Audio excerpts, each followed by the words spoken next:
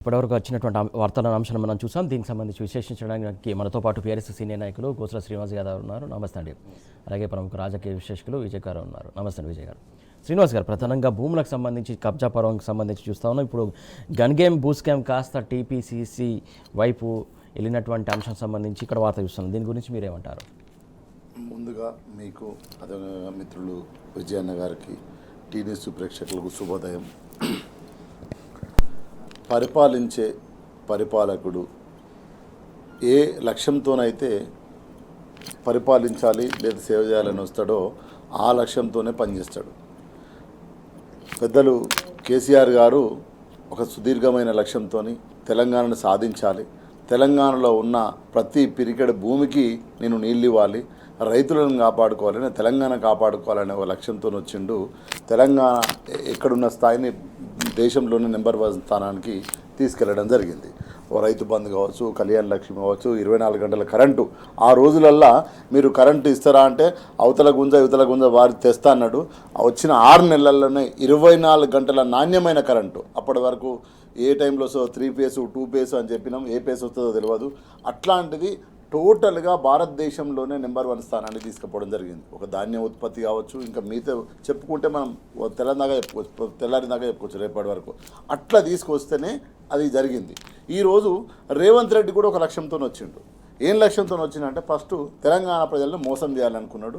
అద్భుతంగా 2000కు 4000, 4000కు 10,000, అరేక్ మాల్ ఏక్ మే దో మే తీన్ మే చార్ అనుకుంటా హామీలు ఇచ్చిండు. అమలుగానే హామీలు ఇచ్చిండు. 100 రోజులనే అద్భుతమైన అబద్ధం ఆడిండు. ఆ 100 రోజులు పోయింది, ఇప్పటికి దాదాపు 900 రోజులు వచ్చింది. అయినా కూడా ఒక్క హామీ కూడా అమలు కాలేదనేది తెలంగాణ ప్రజలకు తెలుసు, మనకు తెలుసు. అయితే రెండో లక్ష్యం ఏంది ఆయనది అంటే భూములు ఎక్కడుంటే అక్కడ కబ్జా చేయాలి. ఎందుకు? ఆయన ఎదిగిన నేపథ్యం, ఆయన వచ్చిన నేపథ్యం, ఆయన జీవించిన నేపథ్యం భూదందా చేసే వచ్చిండు. పబ్లిక్గా డైరెక్ట్గా చాలా ప్రెస్ మీడియాలలో స్పష్టంగా నేను ఒక రియల్ ఎస్టేటర్ అని చెప్పిండు. ఒక రియల్ ఎస్టేటరు, ఒక భూదందా వ్యక్తి, ఒక పరిపాలకుడు అయితే ప్రజలు ఎన్నుకుంటే లేదా వస్తే అధికారానికి వస్తే ఏం చేశాడంటే గిట్లనే భూములు ఏడా ఉంటే ఆడ అమ్ముతాడు. వచ్చిన ఈరోజు ఏమైంది? ఆయనను నా ప్రాంతం నుంచి నా కొడుకు ముఖ్యమంత్రి అయితే నాకు సహాయం చేస్తాడు, నా జీవితాలు మారుతాయి, మాకు మంచి నీళ్ళు వస్తాయి, మంచి పెట్టుబడులు వస్తాయి, మేము పెరుగుతామని అనుకున్నాం. ఈరోజు లగాచర్ల, కొడంగల్ ఆయన నియోజకవర్గం, ఆయనను ఓట్లు ఏడిపించిన మా లంబాడి తల్లులు, లంబాడి అన్నలు, గిరిజన బిడ్డలు ఈరోజు ఓట్లు వేపిస్తే ఏం చేసినావు? బేడీలేసి సంగారెడ్డి జైలు పంపినవు. అందుగురించే కదా లగాచర్ల ప్రజలు లడాయించి కొట్లాడితే కలెక్టర్ని కూడా గిరిగిసి కూతకు పోయినరు. కలెక్టర్ని కూడా రానియలేదు కదా. ఎందుకు రానియలేదు? నిన్ను నమ్మి ఓటేసి నిన్ను గెలిపిస్తే, నిన్ను నమ్మి నాకు సేవ చేయి బిడ్డా, అరే నాకు మంచిగా చేయరా రేవంత్ రెడ్డి, నన్ను కాపాడు అని నిన్ను ప్రజాస్వామ్యంగా నిన్ను ఓట్లేసి గెలిపిస్తే నువ్వు నా భూమి, నా చింత చెట్టు, నా ఊరు, నా ఆవు, నా ఎడ్లు, నా బర్లను అమ్ముకొని పొమ్మంటే ఎడిగిపోతా అని ఎదురు తిరిగి కొట్లాడినరు. ఈరోజు ఏమైంది? భూపంచాయతే కదా. అక్కడి నుంచి కొంచెం అటు పైకి వస్తే సెంట్రల్ యూనివర్సిటీ. ఈ దేశంలో ప్రపంచంలో ఎక్కడ ఉన్న పిల్లలు వచ్చి అక్కడ చదువుకోవడానికి వస్తారు. ఏకంగా హైదరాబాద్ నడిపోతున్న సెంట్రల్ యూనివర్సిటీని కేంద్ర విశ్వవిద్యాలయ భూములు అమ్మదమని మొదలుపెట్టినావు కదా. మొత్తం తెలంగాణ సమాజం ఊరుకోలే కదా, నిలబడ్డది కలబడ్డది కదా. తెలంగాణ సమాజమే కాదు, భారతదేశంలో ఉన్న ప్రజాస్వామికవాదులు, పౌర హక్కులకు సంబంధించిన పౌరులు మొత్తం కూడా నువ్వు ఒక విద్యార్థి సంబంధించినది, ఒక ఉపాధ్యాయ సంబంధించింది, ఒక చదువుకు సంబంధించిన బడిలో ఉన్న భూమిని ఎట్లా అమ్ముతావయా అంటే కదా. నీ చీఫ్ అయిన రాహుల్ గాంధీ ఏమ్రా బాబు ఏం చేస్తున్నావు అని మందలిస్తే కదా నువ్వు అమ్మింది. ఎక్కడ మనం చూసుకుంటే ఆయన నేపథ్యం చూసుకుంటే ఈ 3 సంవత్సరాల్లో ఎక్కడికి పోయినా భూదందానే. పెద్ద బ్రేకింగ్ న్యూస్లు ఏమొస్తాయంటే హిల్ పాలసీ ఏంది? అరే నువ్వు ఉన్న భూమి తీసుకురా, నాకు 40 నీకు 60, అమ్మాయి తీసుకురా, నేను రెగ్యులరైజ్ చేస్తా, వెలుగుమట్ల. నువ్వు ఎక్కడ చూసుకున్నా భూమే కదా. ఇంకా సిగ్గు లేకుండా మొన్న అంటుండు మూసి నేను ఎవరు అడ్డం వచ్చినా ఎట్లా నువ్వు రా. మూసి ప్రజలు, హైదరాబాద్ ప్రజలు ఎట్లా తిరుగుబాటు చేస్తారో చెప్తారు తెలంగాణ ఉద్యమంలో. నీకు ఉద్యమ నేపథ్యం లేదు కదా. రియల్ ఎస్టేట్ బ్రోకర్లను ఎట్లా ఎదుర్కోవాలో తెలంగాణ సమాజానికి తెలుసు. నేను మూసి ఎవరు అడ్డం వచ్చినా చేస్తాంటావు. రా, నా 60 గజాలు, నా 30 గజాల మీదకి రా, వస్తా చూస్తా. గతంలోనేమో గౌరవనీయులు కేసీఆర్ గారు దాదాపు దశాబ్దాల నుంచి, సురేష్ అన్న దశాబ్దాల నుంచి, 60-70 ఏళ్ళ నుంచి 40 గజాలు, 50 గజాలు, 30 గజాలు, 15 గజాలు భూములు గుడిసెలు వేసుకొని ఇల్లు కట్టుకుంటే వచ్చిన వెంటనే 59, 58 అని జీవో ఇచ్చి వాళ్ళకి అద్భుతంగా పట్టాలు ఇచ్చిండు. ఈ ఈ ఈ తెలంగాణ చరిత్రలోనే మొదటిసారి 26,000 కట్టడాల పైన ఉన్నాయి. మేము మూసి పరివాహక ప్రాంతంలో వాటి జోలి పోకుండా మేము సుందరీకరణ చేస్తామని చెప్పిండ్రు, శుద్ధి చేస్తామని చెప్పిండ్రు. ఒకవైపు ఏమో 6 దశాబ్దాల నుంచి 40 గజాలు 50 గజాలు ఉన్న ఇండ్లకు పట్టాలిచ్చి, ప్రభుత్వమే పట్టాలిచ్చి కేసీఆర్ నాయకత్వంలో వాళ్ళకు గౌరవాన్ని పెంచితే, వాళ్ళకి ఇంత లోన్ వస్తే, ఇంత ఇల్లు కట్టుకుంటే కుటుంబమే 30 గజాలన్నా భోజగుట్ట ఇవ్వో, చింతల బస్తీ ఇవ్వో, లక్ష్మీనగర్ ఇవ్వో, ఎక్కడికి పోయినా ఏ బస్తీకి పోయినా 60 గజాలు నీకు హైయెస్ట్ సైజు ఇదే ఇల్లు. అట్లాంటి దానికి పట్టాలు ఇస్తే నువ్వే వచ్చి అవి కూలగొడుతుంటున్నావు. రా, బీఆర్ఎస్ పార్టీ నిలబడుతుంది, కలబడుతుంది, బీఆర్ఎస్ కేసీఆర్ గారి నాయకత్వంలో నిలబడి కొట్లాడుతుంది. అది కాకుండా ఈ ప్రపంచంలోన్నా పేదవాడి కోసం డబల్ బెడ్రూమ్ ఎంత గొప్ప కాన్సెప్ట్ అన్న, ఎంత గొప్ప జీవితం అన్న. ఒకసారి ఆలోచిస్తే ప్రతి ఒక్కరి జీవిత కళ ఏందన్న ఇల్లు కట్టుకోవాలని. అట్లాంటిది సారు కేసీఆర్ గారు ఆలోచించి డబల్ బెడ్రూమ్ అని ఇస్తే నువ్వు ఇవాళ ఏం చేస్తున్నావన్నా? 60 గజాల ఇళ్లకు 5 లక్షలు ఇస్తా అని చెప్పినావు.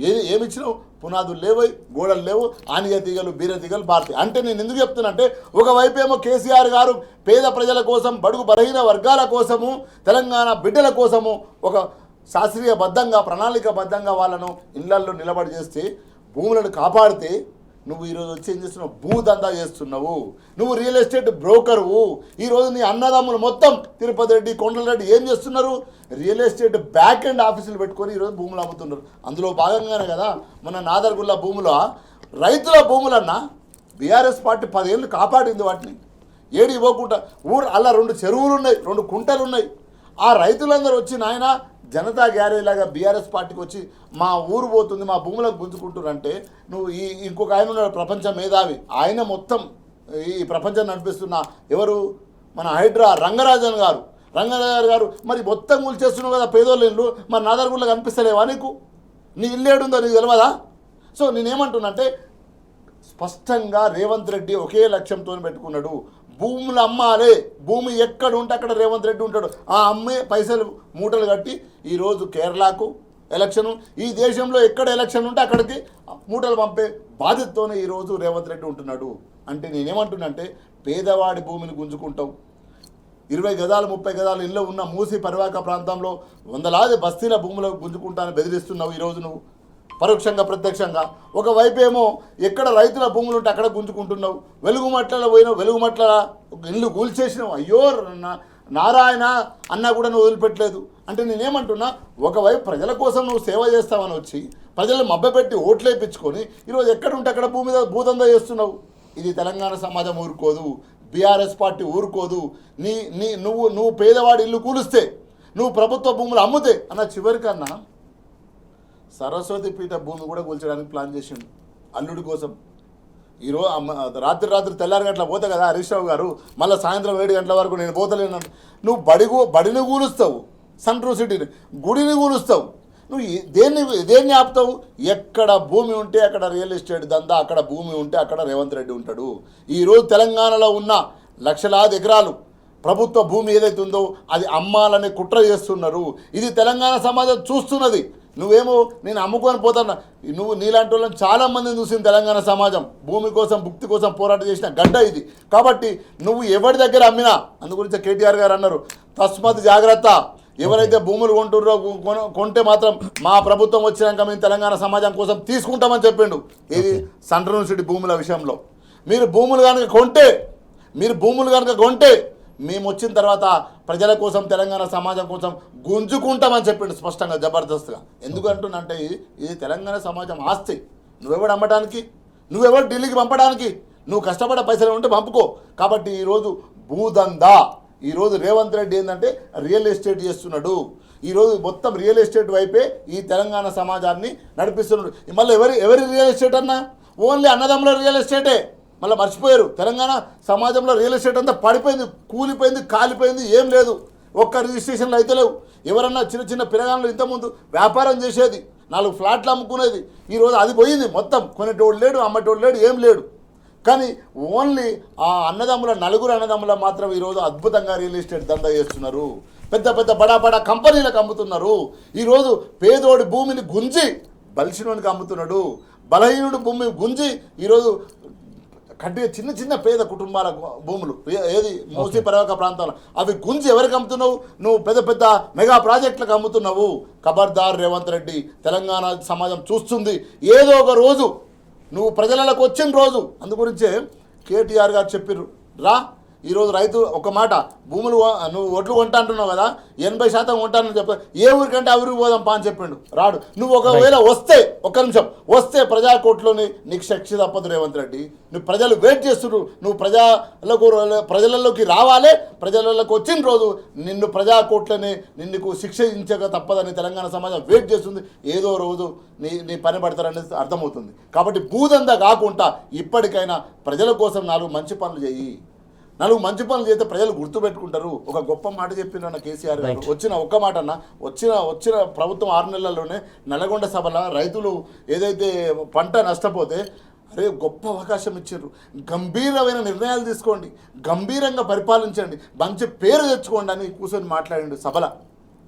వచ్చిన 6 నెలలకే ఇదే నల్గొండలో మీటింగ్ పెడితే, పబ్లిక్ పెడితే మీకు గొప్ప అవకాశం ఇచ్చారు. గొప్పగా పరిపాలించండి, గొప్పగా పేరు తెచ్చుకోండి అని చెప్పిన ఒక ప్రతిపక్ష నాయకుడు, తెలంగాణ జాతిపిత, తెలంగాణ తెచ్చిన ఒక నాయకుడు కేసీఆర్ గారు అంత మంచి దీవెన ఇస్తే నువ్వేం చేస్తున్నావు? ఈరోజు భూములను అమ్ముతున్నావు. ఎక్కడ ఏది దొరికితే అమ్ముతున్నావు. ఇదంతా తెలంగాణ సమాజం చూస్తుంది. నీకు శిక్ష తప్పదు. ఏదో రోజు కాంగ్రెస్ పార్టీకి కర్రు కాల్చి వాత పెట్టే రోజులు దగ్గరలోనే ఉన్నాయి. రైట్. విజయ్ గారు, ప్రధానంగా ఏదైతే మంచిర్యాల భూములు కావచ్చు, లేకుంటే గోపన్పల్లి కావచ్చు, పుప్పల కూడా కావచ్చు, వట్టినాగులపల్లి, ఇలా ఎక్కడ చూసినా ఏ చోట చూసినా కూడా ముఖ్య నేతల అనుచరులు, ముఖ్య నేతలు వారి చుట్టే తిరుగుతున్నటువంటి అంశం, ఇందులో కూడా పోలీసులు ఇన్వాల్వ్మెంట్ కూడా ఉన్నటువంటి అంశం మనం చూస్తున్నాం. ఏం జరుగుతుంది అనుకోవాలి అసలు రాష్ట్రంలో? భూములకు సంబంధించి ప్రభుత్వ భూములు అమ్మడం ఒక ఎత్తు, ప్రభుత్వ భూములను టెక్నికల్గా అమ్మేది ఒక ఎత్తు, ప్రభుత్వ భూములను చెరబట్టడం అంటారు దీన్ని.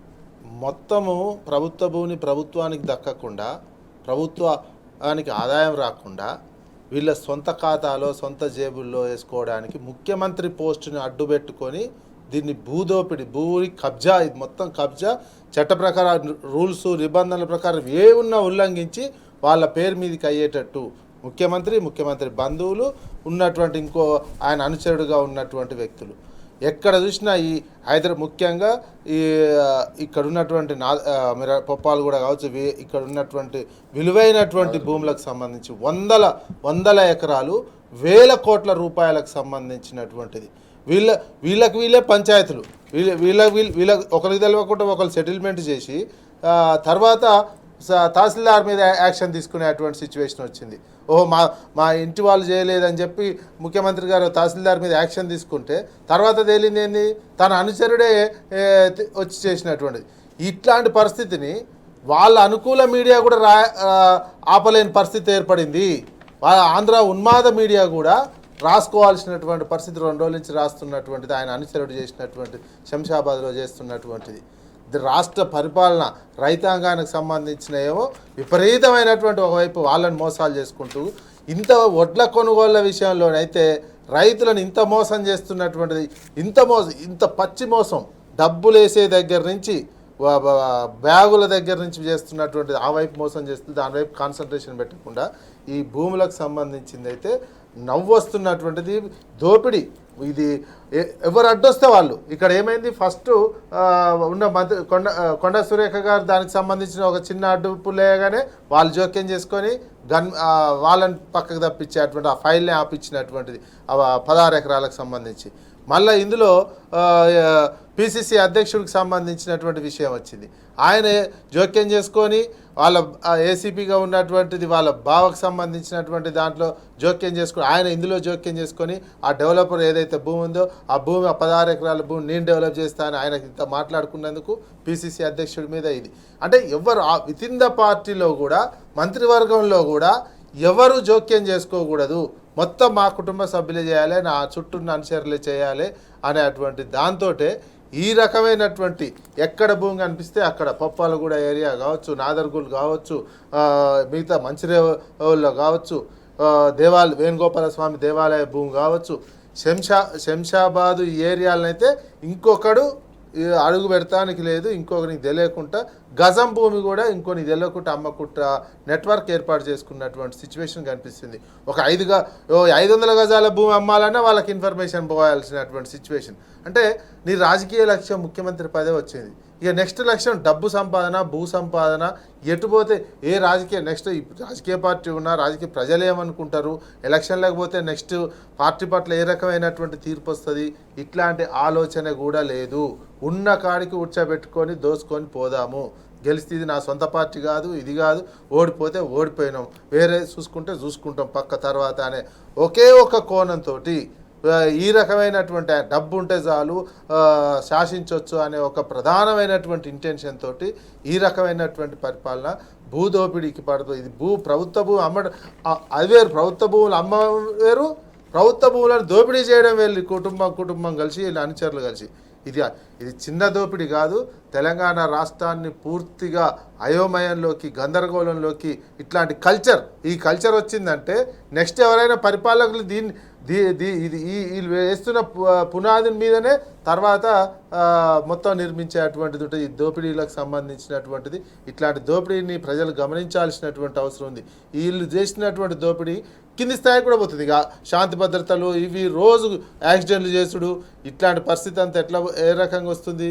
తెలంగాణ అంటే వచ్చిన తర్వాత ఓ డెవలప్మెంటు, ఒక దేశానికి అన్నం పెడుతుంది, దేశానికి డబ్బులు ఇస్తుంది అనేటువంటి సిచ్యువేషన్ నుంచి తెలంగాణ అంటే రోజు మర్డర్లు జరుగుతున్నాయి. లాండ్ ఆర్డర్ విషయం గురించి కూడా చూసుకున్నట్టయితే మనం తెలంగాణలో ఎక్కడ కూడా లాండ్ ఆర్డర్ ఇష్యూ అనేది చాలా పెద్ద ఎత్తున వస్తున్నటువంటి అంశం. ప్రధానంగా లాండ్ ఆర్డర్ మొత్తం అదుపు తప్పినటువంటి సిచ్యువేషన్. మధ్యాహ్నం లేదు, సాయంత్రం లేదు, ప్రొద్దున లేదు, హత్యల మీద హత్యలు జరుగుతున్నాయి. ప్రధానంగా నిన్న చూసాం ఘటన, మొన్న ఒకటి ఘటన చూసాం. మొన్న బీఆర్ఎస్ నేతను హత్య చేసి ఎలా సంచలు పెట్టారో చూసాం. నిన్న అడ్వకేట్ సంబంధించి చూసాం. ఎందుకు లాండ్ ఆర్డర్కి సంబంధించి ఇంత జరుగుతున్నా కూడా సీరియస్నెస్ లేదు? ఇదే కదా మీ లాండ్ ఆర్డర్ సమస్య. ఇట్లా రైతుల సమస్య అట్లా, ఒడ్ల కొనుగోలు, వీళ్ళ పని అంతా ఏముంది? ముఖ్యమంత్రి స్థాయిలో ఉన్న వాళ్ళు ఢిల్లీకి పోవాలి, 70 సార్లు ఢిల్లీకి పోవాలి, ఈ భూముల పంచాయతీలే సరిపోయాయి. రోజు ఈ భూములకు సంబంధించినది తహసీల్దార్కి ఫోన్ చేయాలి, ఈ హెచ్ఎండిఏ వాళ్ళకి ఫోన్ చేయాలి, ఈ సిఐకి ఫోన్ చేయాలి, కేంద్ర ప్రభుత్వంలో ఉన్న బండి సంజయ్కి సంబంధించినది డైరెక్ట్ ఆయన ఇన్వాల్వ్ అయినటువంటి, ముఖ్యమంత్రి ఇన్వాల్వ్ అయినటువంటి మైనర్ బాలికకు సంబంధించినటువంటి ఈ పని మీదనే ఎక్కువ ఉన్నారు తప్ప రాష్ట్రంలో శాంతి భద్రతలు కాపాడాలి, దొంగతనాలు ఎట్లా జరుగుతున్నాయో చూడండి, మర్డర్లు ఎట్లా జరుగుతున్నాయో చూడండి.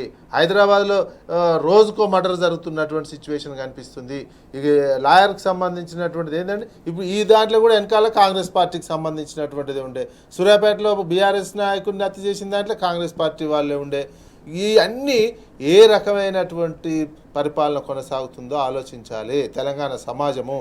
ఇంత దుర్మార్గమైనటువంటి పరిపాలనతోటి తెలంగాణ రాష్ట్రము ముందడుగు పడదు. మనం వెనకడుగు పోతున్నాం, తిరోగమనం వైపు తీసుకెళ్తున్నారు. ప్రజలు ఆలోచించాల్సినటువంటి ఉంది. కాంగ్రెస్ హైకమాండ్ కూడా ఆలోచించుకోవాల్సినటువంటి అవసరం ఉంది. గాలి కొదిలేసారు తెలంగాణ పరిపాలనని.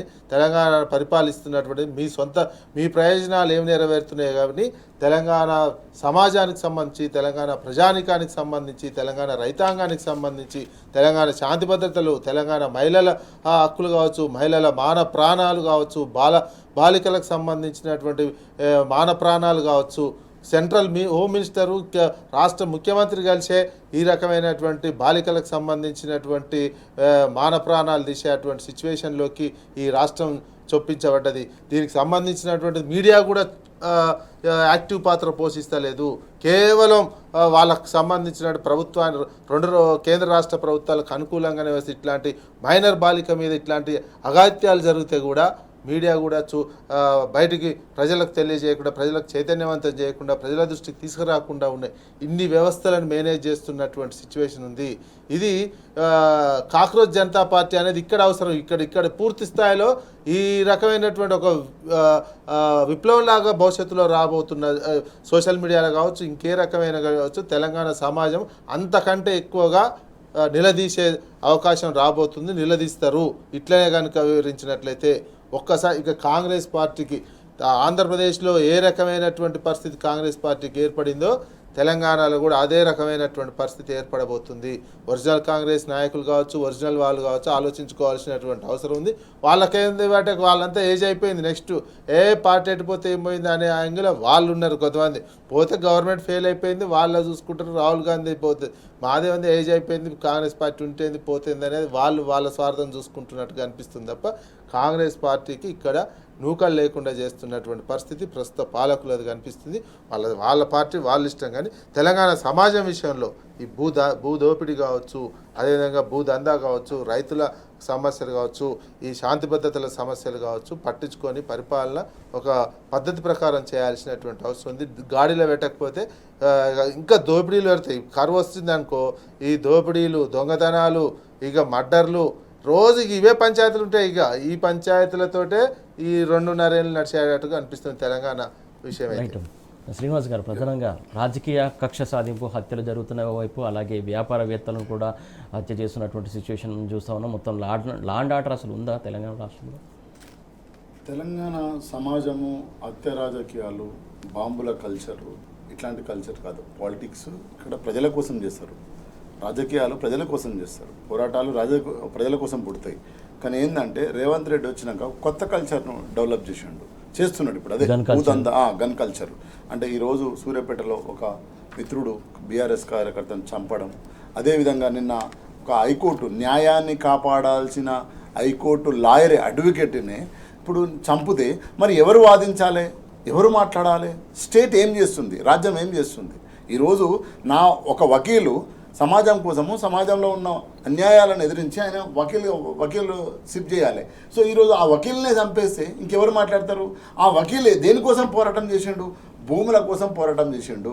అలం ఖాన్ అనే ఒక కాంగ్రెస్ నేతకు అగెనెస్ట్గా వక్ఫ్ బోర్డు భూములు అమ్ముతుంటే దానికి వ్యతిరేకంగా పోరాటం చేసినందుకు వకీల్ని చంపారు. నువ్వు కోర్టుని చంపేస్తున్నావు, జ్యుడిషియల్ని చంపేస్తున్నావు. ఎక్కడున్నది? ఒకటి. రెండో విషయం అన్నగా చెప్పారు, ఈరోజు తెలంగాణలో కేంద్ర హోంశాఖ మంత్రి ఈరోజు బండి సంజయ్ గారు, అదేవిధంగా రాష్ట్ర హోంశాఖ మంత్రి రేవంత్ రెడ్డి గారు ఇద్దరు ఉండి కూడా ఒక ఆడబిడ్డకు కాపాడలేకపోయినారు, ఒక ఆడబిడ్డకు న్యాయం చేయలేరు. బండి భగీరథ అన్నవాడు పక్కన పెట్టి ఫస్ట్ ఆ దొంగను ఎందుకు పట్టుకురాలేకపోయిన ఇద్దరు? 9 రోజులు ఎందుకు ఆలస్యమైంది? ఒక ఆడబిడ్డకు మాన ప్రాణాలను ఆగం చేసిండ్రు నా జీవితాన్ని అని తన తల్లి తండ్రి పోయి కోర్టులకు ఆ పోలీస్ స్టేషన్లో కేసు పెడదామంటే రాత్రి 12 గంటల దానికి ఎందుకు కూర్చోబెట్టిండ్రు అంటే నేనేమంటున్నా, ఒక రియల్ ఎస్టేట్ వ్యాపారికి నీకు కాపాడలేవు, ప్రాణం కాపాడలేవు, ఒక రాజకీయ నాయకుడు ఒక నాయకుడిని కాపాడలేవు, ఒక వకీల్ని కాపాడలేవు, ఒక ఆడబిడ్డను కాపాడలేవు, ఒక రైతులను కాపాడలేవు. ఎవరిని కాపాడుతావు నువ్వు అంటే ఎవరైతే ఉన్నారో నీ ఫ్యామిలీ సంబంధించిన భూదందాలు చేసిన వాళ్ళని కాపాడుతున్నావు. ఒకప్పుడు ఆంధ్రప్రదేశ్ అంటే తెలంగాణ అంటే స్పష్టంగా ల్యాండ్ ఆర్డర్కు అల్టిమేట్. ఎందుకు పక్కన ఒక పెద్ద టవర్ కట్టుకున్నాం మనం ఇక్కడ. సో పోలీస్ వ్యవస్థ అద్భుతంగా పనిచేసేది. కేసీఆర్ గారు అంత అద్భుతంగా నిర్మాత్మకంగా పోలీస్ వ్యవస్థను వాళ్ళకి మంచి వెహికల్ ఇచ్చి ఫ్రెండ్లీ పోలీసుని డెవలప్ చేసి, సో అంత వ్యవస్థను నీకు నిర్మాణం చేసి నీకు చేస్తే నువ్వు ఈరోజు ఏం చేస్తున్నావు? ఈరోజు క్రైమ్ రేటు తెలంగాణలో పెంచుతున్నావు. పెట్టుబడులు ఎట్లొస్తాయి నీకు? ల్యాండ్ ఆర్డర్ మంచిగా ఉంటే నమ్మకం కల్పిస్తే కదా ఇతర రాష్ట్రాలు, ఇతర దేశాల నుంచి వచ్చి 10 రూపాయలు పెట్టుబడి పెట్టేటోళ్ళు 10 రూపాయలు పెట్టుబడి పెడుతున్నా కదా ఇక్కడ యువతకు ఉపాధి దొరికేది.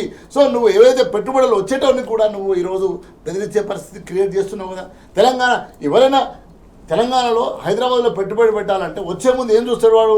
గూగుల్లో తెలంగాణ సమాజంలో తెలంగాణలో క్రైమ్ రేట్ ఏ విధంగా ఉంది, ల్యాండ్ ఆర్డర్ ఏ విధంగా ఉంది ఒక చెక్ చేసుకొని ఆ మీటర్ చెక్ చేసుకొని వస్తాడు. సో నువ్వు ల్యాండ్ ఆర్డర్ను కంట్రోల్ చేయనప్పుడు, నువ్వు ఇక్కడ ఒక భద్రతమైన వ్యవస్థను కల్పించినప్పుడు ఎవరు వచ్చి ఎందుకు పెట్టుబడి పెడతారు? మనం ఎక్కడన్నా వ్యాపారం చేయాలంటే ఫస్ట్ భద్రత కోరుకుంటాము, బాధ్యతతో కోరుకుంటాము. ఆ బాధ్యత భద్రత ఆ ప్రభుత్వాలు ఆ నాయకులు లేనప్పుడు ఎందుకు వస్తారు? అందుగురించి ఎవరు రావట్లేదు. వీళ్ళు పోయి సెల్ఫీలు దిగి వస్తారు తప్ప ఏం రావట్లేదు. అంటే నేను ఏమంటున్నా, ఇవన్నీ కూడా ప్రభుత్వ హత్యలే. ఈరోజు చనిపోయిన వకీల్ సాబు, నిన్న సూర్యాపేటలో చనిపోయిన ఒక బీఆర్ఎస్ కార్యకర్త, సర్పంచ్, ఈ హత్యలు జరుగుతున్నాయి అన్నీ కూడా ఇవి ప్రభుత్వ హత్యలే. ఇప్పటికైనా రేవంత్ రెడ్డి హోంమంత్రి రివ్యూ చేసి ఏం జరుగుతుందో చెప్పాలి. ఎందుకంటే మంత్రిత్వ శాఖ ఏదైతే హోంమంత్రి ఉందో రేవంత్ రెడ్డి దగ్గరే ఉంది. అంటే నేనేమంటున్నా, మాకు భద్రత కల్పించండి అంటున్నా. నువ్వు ఒకవైపు ఏమో వాళ్ళ నాయకుడు పాపం గొప్ప నాయకుడు ఎవరు రాహుల్ గాంధీ రాజ్యాంగం పట్టుకొని తిరుగుతాడు. మరి ఆ రాజ్యాంగంలో ఉన్న హక్కులను కాపాడాలి కదా, ఆ రాజ్యాంగాన్ని ఇంప్లిమెంట్ చేయాలి కదా. ఆయన మంచిగా కదా ఇక్కడ ముఖ్యమంత్రి. సో నేనేమంటున్నా, వాళ్ళకు ల్యాండ్ ఆర్డర్ అవసరం లేదు, సంక్షేమ పథకాలు అవసరం లేదు, నిరుద్యోగులు అవసరం లేదు, మహిళలు అవసరం లేదు, ఎవ్వరు అవసరం లేదు. వాళ్ళకు భూమి కావాలి. ఆ భూమి కోసం ఎవరినైనా చంపుతారు, ఎవరినైనా ఆగం చేస్తారు. ఈరోజు అలం ఖాన్ అనే ఒక కాంగ్రెస్ నేత వక్స్ బోర్డులు కబ్జాలు చేస్తుంటే ఆయన అగనెస్ట్ పోయినందుకే ఈరోజు ఆ అడ్వకేట్ పొద్దున 5:45 ఎవడన్నా ఏమన్నా ఎక్స్పెక్ట్ చేస్తారా అంటే ఫుల్ రెక్కి గీసి సో ఈరోజు కారుతో గుద్ది ఒక వకీలు చంపడం జరిగింది. అంటే నేను ఎందుకు చెప్తున్నా అంటే ఇదంతా భూమి చుట్టే జరుగుతుంది. అందు గురించే నిన్న హరీష్ రావు గారు చెప్పారు, తప్పకుండా మేము వచ్చిన వెంటనే తెలంగాణ సమాజం కోసం, తెలంగాణ ప్రజల కోసం, తెలంగాణ ఆస్తులను కాపాడంలో 4th సిటీ రద్దు చేస్తామన్నాం. ఎక్కడికక్కడ ఆగమయంగా అయిపోతారు. ఎందుకంటే 4th సిటీలో భూములను కబ్జాలు చేసి 1000 ఎకరాలు వీళ్ళే కదా. ఆయన పొంగులేటి, ఆయన బాబులేటి, ఈయన రేవంత్ రెడ్డి, ఆయన రేవంత్ రెడ్డి ఫ్యామిలీ, కొండలరెడ్డి, తిరుపతి రెడ్డి, పొంగులేటి రెడ్డి వీళ్ళే కదా మొత్తం కదా కబ్జా చేసింది. అందుగురించి 4th సిటీ భూములు ఏవైతున్నాయో అవి వెనక్కి తీసుకుంటా ప్రభుత్వం అనేసరికి ఆగమాగమై అడివడి అయిపోతున్నారు. ఎంబటే మాట్లాడేసినారు. సో నేనేమంటున్నా, ప్రజల కోసం సంక్షేమ పథకాలు చేసి ప్రజల కోసం ఒక న్యాయమైన నిర్ణయాలు తీసుకుంటే తెలంగాణ సమాజం అంతా యాక్సెప్ట్ చేస్తుంది.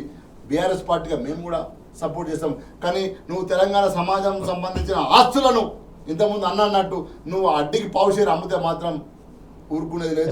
ప్రజల పక్షాన బీఆర్ఎస్ పార్టీ నిలబడుతుంది, కలబడుతుంది, కొట్లాడుతుంది. రైట్ అండి. మొత్తానికి అయితే తెలంగాణలో లాండ్ ఆర్డర్ పూర్తిగా క్షీణించింది. ప్రధానంగా హోంశాఖ కూడా ముఖ్యమంత్రి దగ్గర ఉంది. దీనిపైన రివ్యూ చేయాల్సినటువంటి అవసరం ఉంది. మర్డర్లు కావచ్చు, లేకుంటే హత్యలు కావచ్చు, లేకుంటే రాజకీయ కక్షలు కావచ్చు, లేకుంటే భూమికి సంబంధించి కబ్జాలు కావచ్చు, ఇవన్నీ కూడా అరికట్టాల్సినటువంటి అవసరం ఉందని చెప్పేసి చెప్తున్నటువంటి అంశం. విజయ్ గారు, ప్రధానంగా ఏదైతే బనకచర్ల ప్రాజెక్ట్ సంబంధించి నీటి వాటాలకు సంబంధించి చూసుకున్నట్లయితే ఆంధ్రప్రదేశ్ ముఖ్యమంత్రి దానిపైన పట్టుదలతో ఉన్నాడు. దానికి సంబంధించి ఇక్కడ తెలంగాణ రాష్ట్ర సర్కారు సహాయం చేస్తున్నటువంటి అంశం, అలాగే కేంద్రం కూడా సైలెంట్గా అటే పాజిటివ్గా ఉంటున్నటువంటి అంశం. తెలంగాణకి ఇంత అన్యాయం జరుగుతున్నా ఎందుకు వీళ్ళిద్దరు కూడా మాట్లాడిన పరిస్థితి?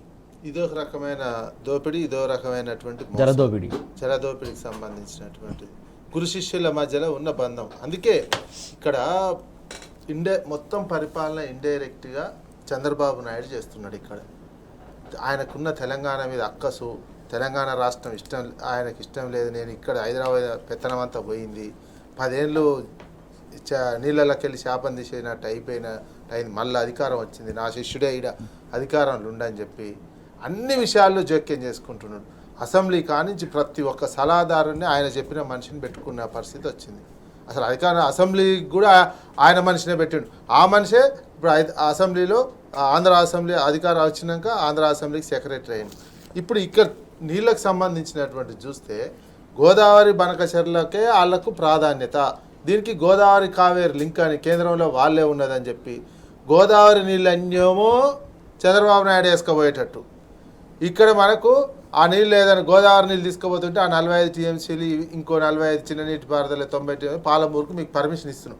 వాళ్ళు పర్మిషన్ ఇచ్చేది ఏంది, మనం ఒప్పుకోవడం ఏంది?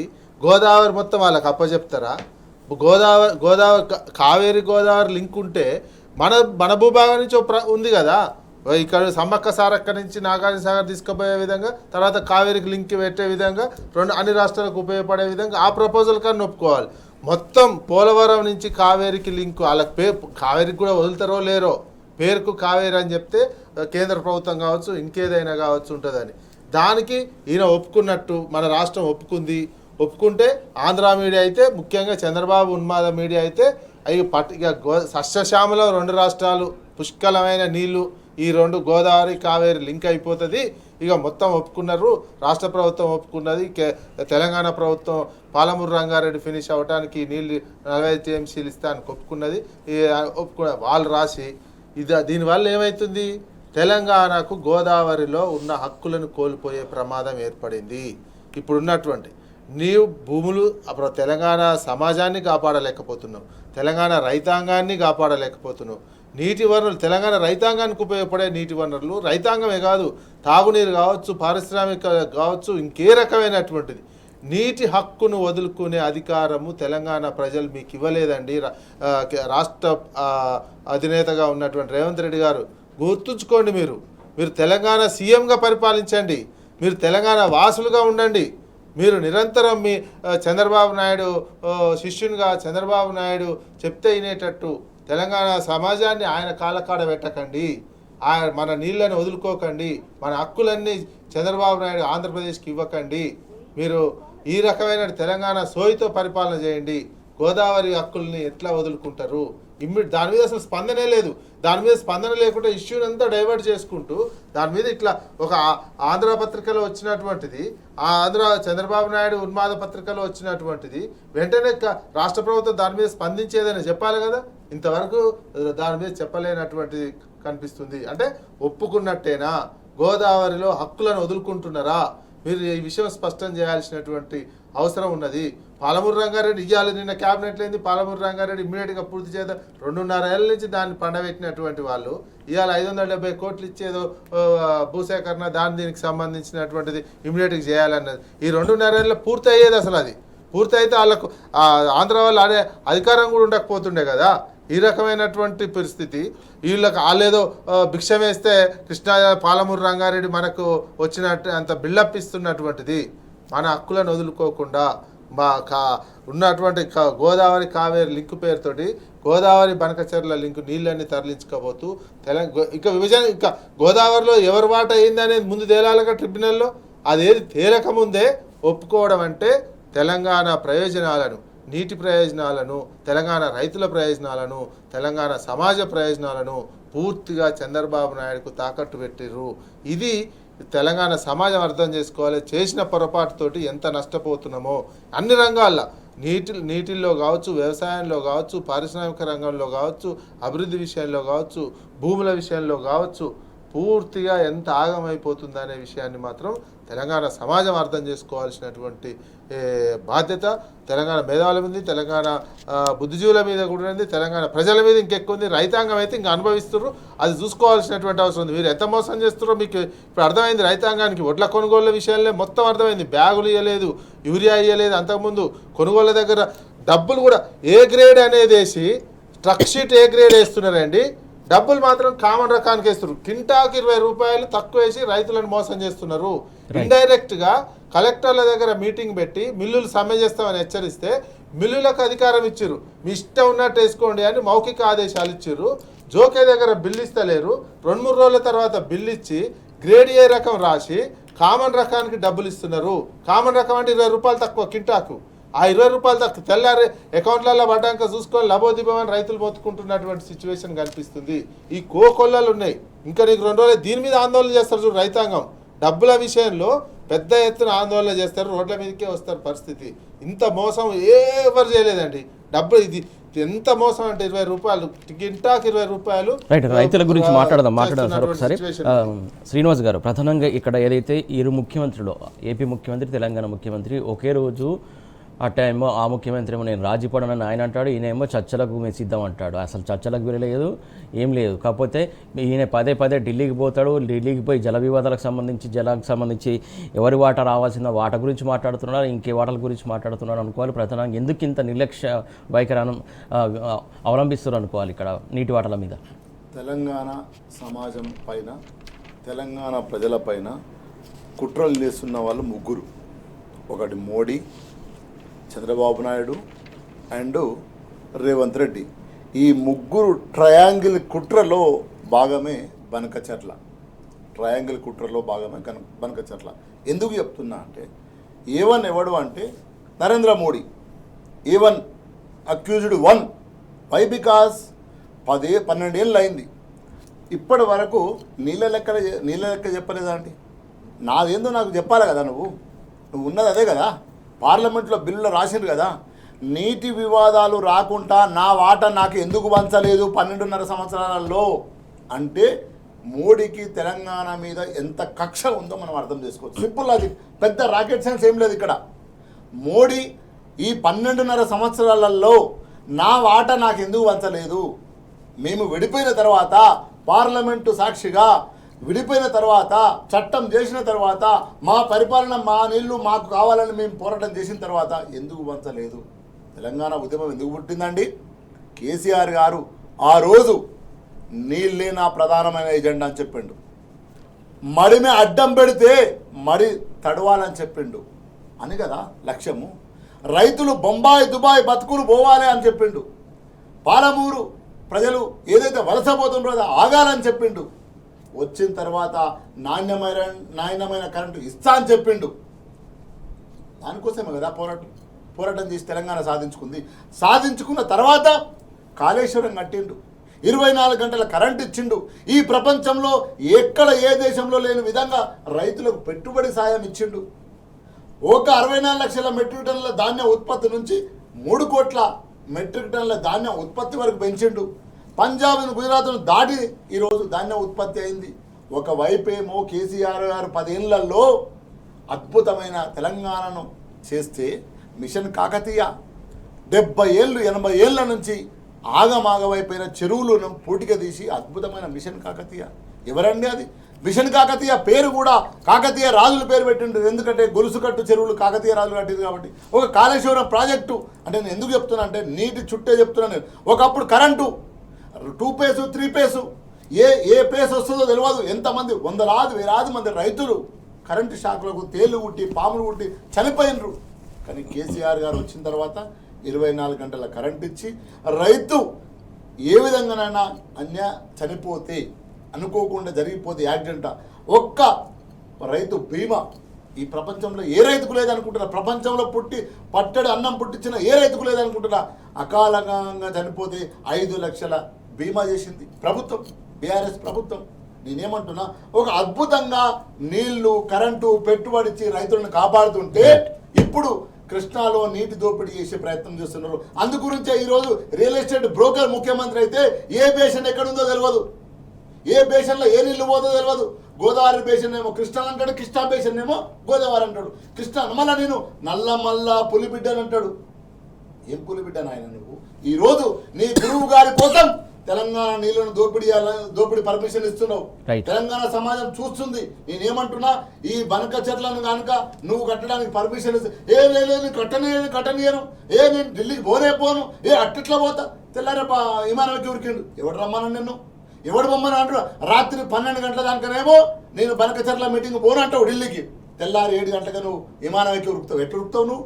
ఎవరు రమ్మన్నాడు? ఎవరి కోసం చేస్తున్నావు? అంటే స్పష్టంగా నీ గురువు అయిన చంద్రబాబు నాయుడు కోసం నువ్వు తెలంగాణ సమాజంలో ఉన్న తెలంగాణ నీళ్లను దోపిడీ చేసే కుట్ర చేస్తున్నావు. ఇదంతా చూస్తున్నది తెలంగాణ సమాజము, ఇదంతా చూస్తున్నది.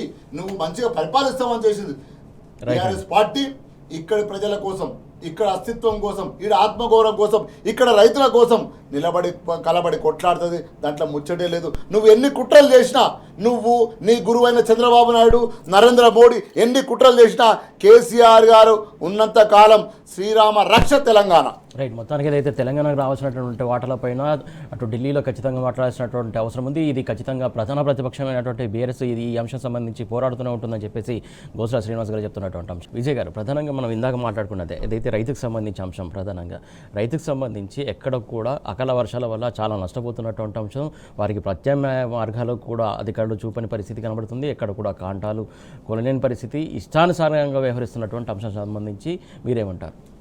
ప్రభుత్వ వైఫల్యానికి ఇది ఒక బెస్ట్ ఎగ్జాంపుల్ అండి. రైతాంగం విషయంలో మనం వడ్లు కావచ్చు, మొక్కజొన్న కావచ్చు, జొన్నలు కావచ్చు, పత్తి కావచ్చు, ఈ పండించినటువంటి ఏ రైతాంగానికి కూడా ఈ సమెత్తు సహాయకారం కూడా ఈ రాష్ట్ర ప్రభుత్వం ఇవ్వలేదు.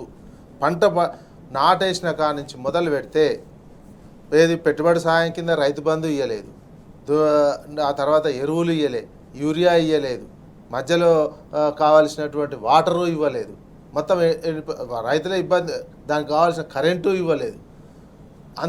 ఇంత కష్టపడి ఇదంతా చేసి పండించినాక కల్లాలకు తీసుకొస్తే కొనేటువంటి విషయం కూడా నిమ్మకు నీరెత్తినట్టు, కనీసం సమీక్ష లేనటువంటిది. దాదాపు 2 నెలలు అవుతుంది కల్లాలకు వచ్చినటువంటి కేంద్రాలకు వచ్చి ఇంతవరకు తూకాలు పెడతలేరు. రైతులు పెద్ద ఎత్తున ఆందోళన చేసినటువంటి నేపథ్యంలో లాస్ట్కి ఏదో సమీక్షలు పెట్టినట్టు పెట్టి జిల్లాల వారిగా కలెక్టర్లకు చెప్పినాం. కలెక్టర్లు పెట్టే మిల్లులు సమ్మె చేసేటువంటి సిచ్యువేషన్. మిల్లుల సమ్మె చేస్తుంటే మిల్లులతోటి కలెక్టర్లు మీటింగ్ పెట్టి మౌఖిక ఆదేశాలు, మీరు తరగతి ఎంతైనా తీసేసుకోండి, మీ ఇష్టం ఉన్నంత రేట్ వేసుకోండి, గ్రేడ్ అనేది మౌఖిక ఆదేశాలు. దీంతో విచ్చలవిడితనం పెరిగిపోయింది. కేంద్రాలలో మిల్లులలో దోపిడీ విచ్చలవిడితనం పెరిగిపోయి ఇష్టం ఉన్నట్టు రాయటం, రైతులను ఎంత దగా చేస్తున్నటువంటి సిచ్యువేషన్ అంటే గ్రేడ్ ఏకి ఏమేముంటుంది అంటే వరి ధాన్యానికి సంబంధించినటువంటి దొడ్డొడ్లు గ్రేడ్ ఏ రకం వేస్తేనేమో 2389 రూపాయలు ఉంటుంది. ఈ దొడ్డొడ్లనే గ్రేడ్ ఏలో కామన్ రకం వేస్తే 20 రూపాయలు తక్కువ ఉంటుంది. రాయడం గ్రేడ్ ఏ రాస్తుర్రు, మిల్లు కాడికి పోయిన తర్వాత కామన్ రకం కింద వేసి 20 రూపాయలు లత కొడుతున్న 20 రూపాయలు వేసుకపోతున్నటువంటి సిచ్యువేషన్ ఉన్నది. ఇది ఓ రకం. ఒకవేళ కామన్ రకం కాదు, సన్నోట్ల కింద రాస్తే బోనస్ ఇవ్వాల్సి వస్తుందని సన్నోట్ల కింద రాయట్లేరు. ఇదంతా మళ్ళీ రైతు ఎమ్మటే నీకు బిల్లు ఇస్తాడా అంటే ఎంత రేట్ వేసినావు ఎంత అయింది అనేది బిల్లు ఇస్తాడా అంటే నీకు 2 రోజులు ఆగిరా, ఇప్పుడు అన్ని అన్నీ ఉన్నాయి, ఇప్పుడు అడావుడిగా ఎత్తాలి తీయాలి మోయాలి అని చెప్పి 2 రోజులు ఆగిరా అంటాడు. 2-3 రోజులు వారం రోజుల తర్వాత పోతే ఆ వారం రోజులు ఆ 2 రోజులు అని వారం రోజులు చేస్తారు. వారం రోజుల తర్వాత పోతే అప్పటికి ఏమవుతుంది, కొంతమందికి డబ్బులు పడతాయి, బ్యాంకులో ఏమన్నా పడతాయి, డబ్బులు పడ్డాయి ఇక తీసుకోపోవడం, డబ్బులు పడ్డాయి పోయి తీసుకోవాలని చూస్తుంటే ఆడ కింటాకి 20 రూపాయలు తక్కువగా అనిపిస్తాయి. ఎటుపోతున్నాయి ఆ డబ్బులు? ప్లస్ తరగత తీస్తున్నారు, గతం కంటే ఇంకో 2 కిలోలు ఎక్కువ తీస్తున్నారు. ఈ 2 కిలోలు ఎక్కువ అంటే మిల్లులకు దాసోహం అయిపోయారు. రైస్ మిల్లులకు దాసోహం అయిపోయి నీకు రైస్ మిల్లులు వేసిందే ఫైనల్ రేట్ కింద తీసుకుంటున్నారు. మొత్తం ఈ రైతులు అడ్డికి పావు షేర్ అమ్ముకునే విధంగానే డైవర్ట్ చేయబోయారు. కానీ ఈసారి ఏంటంటే లేటుగా వర్షాలు ఇవన్నీ పడ్డాయి కొన్ని చోట్ల వాళ్ళే, ఆ లోపు కళ్ళాలనే ఉండేసరికి రైతాంగం డైవర్ట్ కాబట్టి ఉన్నారు. లేకపోతే అడ్డికి పావు షేర్ ఇంకా అమ్ముకునేటువంటి సిచ్యువేషనే అది, ఆ వాతావరణం క్రియేట్ చేసిర్రు అడ్డికి పావు షేర్ అమ్ముకునే విధంగా. ఈసారి బస్తాలు కూడా ఇవ్వలేదండి, బస్తాలు కూడా గోనె సంచులు కూడా రైతులే కొనుక్కొచ్చుకున్నారు. చాలా చోట్ల గోనె సంచులు కొనుక్కునేటువంటి సిచ్యువేషన్. ఈ రేటు తక్కువ వేసేటువంటిది మోసం. ఈ రేటుది అయితే పచ్చి మోసం, రాసేది ఒకటి ఇచ్చేది ఒకటి. కింటాకి 20 రూపాయలు జేబులు వేసుకుంటున్నారు. ఎవరి జేబులకు పోతుందో ఇది అసలు దీని మీద విచారణ చేయాలి. ఇది పెద్ద కుంభకోణం అన్నట్టు, ఇది పెద్ద ఎత్తున కుంభకోణం. రైతులను మోసం చేసేటువంటి ఇంత పెద్ద కుంభకోణం చేస్తున్నటువంటి విషయంలో ఈ రకమైన రైతాంగానికి మోసం చేస్తున్నటువంటి ప్రభుత్వం మిగిలిపోతుంది. శ్రీనివాస్ గారు, ప్రధానంగా ఇక్కడ ఇది మోసాలకు సంబంధించి క్లియర్ కట్గా విజయ్ గారు చెప్పారు. దాంతో పాటుగా ముఖ్యంగా రైసు మిల్లులకు దళారీ వ్యవస్థకు పెంచి పోషించడానికి ప్రభుత్వం ఇలాంటి కుట్రలు పన్నుతుందని ప్రధాన ఆరోపణ. దీని గురించి ఏమంటారు? మనము దేన్నైనా అంచనా వేసేటప్పుడు గతం, వర్తమానం, భవిష్యత్తు. గతంలో కేసీఆర్ గారి నాయకత్వంలో బీఆర్ఎస్ అప్పుడు ప్రభుత్వంలో కాంటాలు చక్కగా కళ్ళాల కాడికే పోయేటి. నేను రైతు కుటుంబం నుంచి వచ్చినా అండి. 3 రోజులు 4 రోజులు మార్కెట్లో ఎడ్ల పండేది. 3-4 రోజులు మార్కెట్లో ఒడ్లు కొట్టుకోపోయి పండుకునేది. 3-4 రోజుల తర్వాత కాంటా దొరికేది. కానీ కేసీఆర్ గారు వచ్చిన తర్వాత రైతు బంధు ఇచ్చి, రైతుకు పెట్టుబడి సాయం ఇచ్చి, మంచి కరెంట్ ఇచ్చి, మంచి నీళ్ళు ఇచ్చి, పంట పండిన తర్వాత కళ్ళాల దగ్గరికే కాంటా పోయి, కాంటా అయిన వెంటనే 24 గంటల లోపే నీ అకౌంట్లో డబ్బులు పడేది. నేను 20 సంవత్సరాలకు ముందు చెప్తున్నా సురేష్ గారు, చిట్టి రాసిచ్చేది మా తాతకు. ఆ చిట్టి మా తాత ఒక క్లాత్లో కట్టుకొని దాచిపెట్టుకునేది సంతకాల. అది వారం 15 నెల రోజులు కూడా అయ్యేది. ఆయన దగ్గరికి పోవాలి, సేటు దగ్గరికి తిరిగి రావాలి, పైసలు రాలే మళ్ళీ రాపు. కానీ అట్లా ఉన్న వ్యవస్థను కేసీఆర్ గారు కాంటా అయిన వెంటనే కళ్ళంలో నీకు పైసలు చక్కగా నీ అకౌంట్లో పడేది, నీ ఖాతాలో పడేది. ఈరోజు ఏమైందంటే 64 లక్షల మెట్రిక్ టన్నుల ధాన్యం, 3 కోట్ల ధాన్యానికి ఉత్పత్తి చేయడానికి సంబంధించిన అన్ని వనరులను క్రియేట్ చేసి రైతును రాజు చేసే విధంగా చేసి ఆ పండించిన 3 కోట్ల మెట్రిక్ టన్ ధాన్యాన్ని ప్రభుత్వమే కొని ప్రభుత్వమే పైసలు ఇచ్చి ఇదంతా వ్యవస్థ చేస్తే ఈరోజు నువ్వు వచ్చినాక ఏమవుతుంది? రోడ్ల పంట ఎన్ని వందల వేల కిలోమీటర్లు ప్రయాణం చేయి తెలంగాణలో రోడ్ల పంట ఒడ్లు. ఒక ఎస్పీ అంటాడు, దరిద్రుడు నిజామాబాద్ ఎస్పీ, రోడ్ల మీద ఓట్లు పోస్తే వాళ్ళ మీద క్రిమినల్ కేసు పెడతా అంటాడు. అరే నాయన, నువ్వు పెట్టాల్సింది criminal case first Revanth Reddy మీద, ముఖ్యమంత్రి. అదేవిధంగా ఆయన పేరేం పేరు రైతు మంత్రి ఉన్నాడు కదా, నేను రైతు బిడ్డనే అంటాడు. తుమ్మల నాగేశ్వరరావు మీద కేసు పెట్టాలి, రైతుల మీద కాదు. రైతులు 6 కాలం కష్టం చేసి తెల్లందాకా పొద్దుదాకా కుటుంబం మొత్తం కష్టం చేసి పంట పండిస్తే ఆ పంట కొనడానికి చేత అయితే లేదా? కాబట్టి ఈరోజు నేనేం చెప్తాను, అందుగురించే కేటీఆర్ గారు ఒక సవాల్ విసిరారు ఈ ప్రభుత్వానికి. 80% కొన్నామని చెప్తున్నావు కదా, 80% ఏ ఊర్లోనన్నా కొని ఉంటే పా మేము పోతాం, రాజీనామాకు సిద్ధం, దేనికంటే దానికి సిద్ధం అన్నాడు. రమ్మనండి. అంటే స్పష్టంగా ఈ ప్రభుత్వానికి రైతు ఉసురు తాకుతుంది. రైతును ఏడిపించొద్దు. రైతు కష్టపడి తెల్లందాకా పొద్దుందాకా కష్టపడి ఆ పంటను వండించిండు. ఈ సమాజాన్ని వ్యవస్థను మొత్తం కాపాడేది రైతు. ఆ రైతే ఏడిస్తే మాత్రం రేవంత్ రెడ్డి ఉసురు తాకిపోతాడు. ఇది రేవంత్ రెడ్డి గుర్తుపెట్టుకోవాలి. నేను రైతు బిడ్డను, నేనే రైతు అన్న తుమ్మల నాగేశ్వరరావు కూడా గుర్తుపెట్టుకోవాలి. గుర్తుపెట్టి పక్షంలో రైతు గోస తప్పదు, రైతు ఉసురు తాకుతుంది ఈ ప్రభుత్వానికి. రైట్ అండి, థ్యాంక్ యూ శ్రీనివాస్ గారు, థ్యాంక్ యూ విజయ్ గారు, థ్యాంక్ యూ సో మచ్. మొత్తానికి అయితే రైతు ఇబ్బంది పడితే ఖచ్చితంగా ఆ ఉసురు తాకుతుంది, ఖచ్చితంగా రైతులకు అన్యాయం చేయొద్దని చెప్పేసి కోరుతున్నటువంటి అంశం ఇది. వాటి వార్తలు వాస్తవాలు. Keep watching tea news.